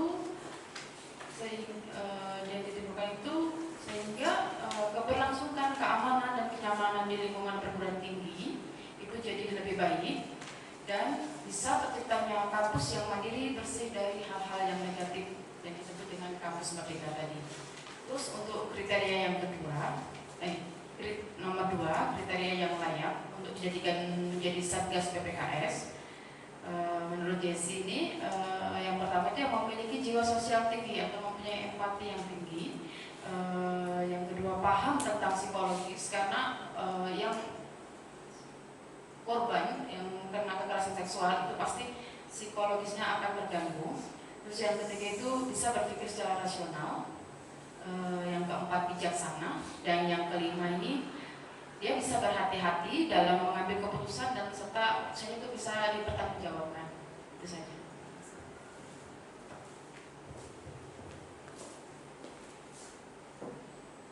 Baik, terima kasih. Mengapa diperlukan adanya pencegahan kekerasan seksual? Jadi kalau kita menelik kata pencegahan, artinya kita akan mencegah terjadi hal-hal yang akan terjadi ke depan. Dengan adanya pencegahan, diharapkan akan meminimalisir terjadinya kekerasan seksual di lingkungan kampus kita. Ya tentunya dengan beberapa cara tadi yang telah kita paparkan, dan antaranya kita memberikan sosialisasi, pengajaran, kemudian bahwa kekerasan seksual ini ada hukumnya, ya, apabila kita melakukan kekerasan seksual. Jadi agar dapat diketahui oleh seluruh warga kampus khususnya, baik itu mahasiswa maupun pengelola, bahwa ketika melaksanakan atau melakukan kekerasan seksual tentunya akan ada hukum yang akan dia dapatkan. Jadi dengan mencegah diharapkan kita akan meminimalisir terjadinya kekerasan seksual yang terjadi di lingkungan kampus kita. Kemudian kriteria apa saja yang harus dimiliki oleh seorang Satgas PPKS? Benar yang dikatakan Ibu Tri tadi, bahwa yang paling utama dan pertama itu adalah kepedulian. Jadi ketika kita sudah peduli, insya Allah kita akan mau membantu apapun itu, ya, bagaimana menanganinya, baik menangani korban maupun menangani pelaku, agar masalah tersebut dapat terselesaikan dengan baik. Terima kasih.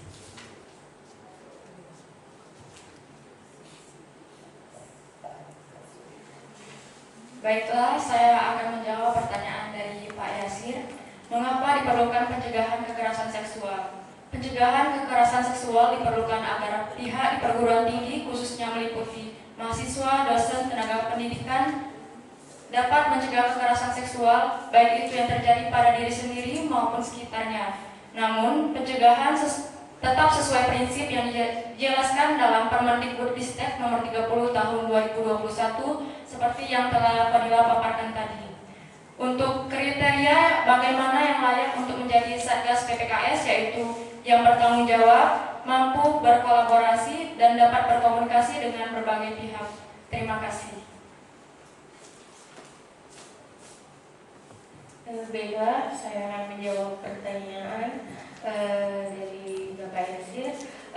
Untuk pertanyaan yang pertama itu, mengapa diperlukan adanya pencegahan seksual, yaitu Ini untuk meminimalisirkan kasus kekerasan seksual baik di terutama itu di lingkungan kampus, juga melindungi korban yang sudah mengalami kekerasan seksual. Dan yang kedua itu kriteria apa saja yang harus dimiliki oleh Satgas. Seperti yang ibu-ibu tadi sampaikan, yang pertama itu harus memiliki rasa kepedulian antar sesama. Kemudian kriteria yang kedua itu tidak pernah melakukan tindak kekerasan, baik itu kekerasan seksual maupun kasus-kasus yang lainnya.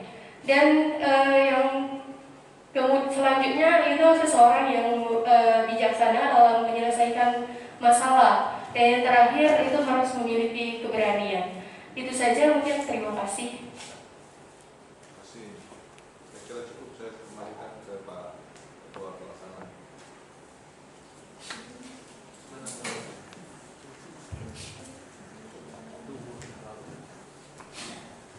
Assalamualaikum warahmatullahi wabarakatuh.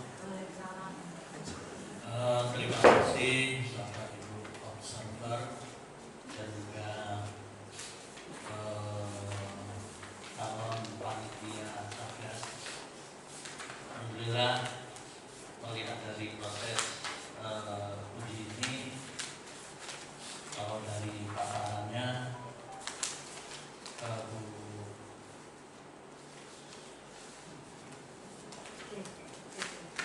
Firman menguasai sebenarnya. Artinya sebenarnya mereka-mereka ini karena memang sudah diuji oleh Kemendikbud sudah layak. Tapi yang jadi persoalan tadi sudah disinggung oleh Pak Dedi, kita harus memilih. Tapi kalaupun nanti ada yang nggak terpilih, tambah nanti terpilihnya sebagai Satgasnya lebih berat lagi. Ini lagi mendalam lagi tentang ini. Oleh sebab itu yang jadi nanti pertimbangan panitia ini adalah mulai memikirkan, mulai mengira-ngira di antara fakultasnya masing-masing yang nanti mau dijadikan satgasnya.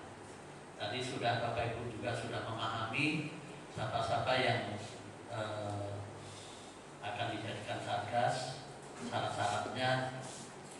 Jadi Pak Dedi, Bu Miss ini tadi kan antara buka Google.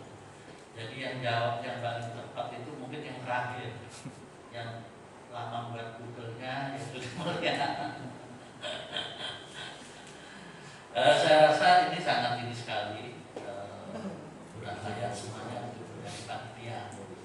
Terutama yang perlu untuk dipersiapkan adalah dari pemikiran siapa nanti jadi ketua panitianya, sekretarisnya, dan sebagainya, yang unsur-unsur yang nantinya menjadi panitia stasiunnya, seleksinya. Dan juga sekarang sudah mulai mikir kira-kira di kampus di fakultasnya masing-masing nanti siapa yang mau dijadikan satgasnya. Itu yang, karena menurut informasi setelah seleksi calon panitia ini nanti akan diupload siapa panitianya, kemudian setelah itu baru satgasnya. Jadi saya minta pada panitia ini mulai mikir-mikirkan di lingkungan fakultasnya masing-masing siapa orang-orang yang mau dijadikan satgas. Dan juga terima kasih pada observer, mungkin sudah bisa memilah-milah dari peserta ini yang akan dijadikan panitia. Mungkin itu saja yang dapat kita laksanakan untuk di publik ini, sehingga apa yang kita harapkan seperti dijelaskan oleh panitia observer dari panitia satgas ini, yang kita harapkan supaya kampus kita ini bersih terhadap kekerasan seksual. Sebenarnya terjadi Pak Dedi menyinggung dikit, kenapa sampai lahir panitia pencegahan penanganan kekerasan seksual ini? Ini ada info-info terbaru dari lembaga pendidikan, terutama untuk pondok-pondok pesantren menurut saya, yang banyak pelanggaran-pelanggaran tersebut. Tapi sebenarnya kalau yang perguruan tinggi berganti yang tidak berbasis religius, kok tambah nggak terungkap? Sebenarnya nggak diungkapkan aja, ya Putri ya. Sebenarnya banyak yang terjadi di perguruan tinggi yang tidak berbasis religius. Yang religius tambah diungkapkan, dan itu yang kadang-kadang heran. Bukannya mungkin sama-sama suka ya, dan yang di kita jadi nggak sempat terungkap. Yang di pesantren itu bukan keenakan sendiri, jadi memberontak ya, mungkin aja. Mungkin itu saja yang dapat saya sampaikan. Nanti kami berunding untuk kelanjutan panitia Satgas ini, jika kita termasuk, kalau menurut catatan di Sumatera Selatan ini baru ada 4 perguruan tinggi yang sudah memiliki Satgas ini, yaitu terutama banyak di perguruan tinggi berbasis kesehatan, misalnya Stikes, Sekolah Tinggi Perikanan. Mungkin karena mereka banyak cewek ya, sehingga lekas buat teman-teman itu. Kita termasuk yang merespon terhadap arahan dari Kemendikbud untuk membangun Satgas. Mungkin itu saja yang dapat saya sampaikan. Terima kasih semua pihak yang telah membantu dalam uji publik ini, sehingga berjalan lancar semuanya. Mungkin ada Pak Yasin yang mau diungkapkan lagi? Tidak ada? Bu Miss? Cukup, Pak Bambang? Karena memang dalam acara ini dari pihak penonton pun boleh memberikan saran untuk pemilihan Satgas nantinya terhadap panitia, termasuk saran Bu Miss salah satunya yang nantinya dijadikan Satgas yang belum pernah melakukan kekerasan, bukan yang bukan yang melakukan programnya, tapi kalau dia kena pelaku korban, tapi kalau kena program itu lebih bagus, supaya dia itu ini benar kesal benar. Jadi korban itu saksi banyak juga saksi. Ya, saksi boleh. Jadi yang gagal jadi panitia bisa jadi Satgas ya?